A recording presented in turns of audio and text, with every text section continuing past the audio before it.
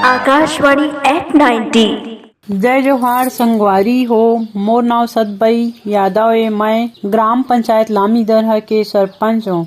मैं रेडियो ला बचपन ले सुनत हूँ। मोला रेडियो सुनना बहुत अच्छा लगथे। जैसे किसान बाड़ी, विविध भारती, मन की बात, सखी सहेली, देश विदेश के समाचार, हर मौसम के जानकारी, गीत संगीत चुटकिला, ये सब सुन के मन आनंदित रहथे। जैसे किसान बाड़ी में बताथे कि कौन मौसम में का सब्जी लगाना है और का दवाई का छिड़काव करना है, ये सब बताथे। सुन के सीखथन और अपन फसल ला अच्छा उगा लेथन। रेडियो एक अच्छा चीज है। बिना लाइट के कहीं भी सुन सकत हन। महिला सशक्तिकरण और सरकार के योजना के बारे में पता चलथे। रेडियो हमार बहुत पुराना संसाधन है।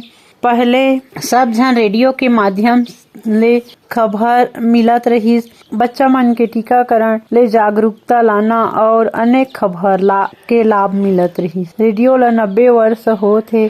हमार परिवार की ओर से बहुत बहुत शुभकामना है। धन्यवाद।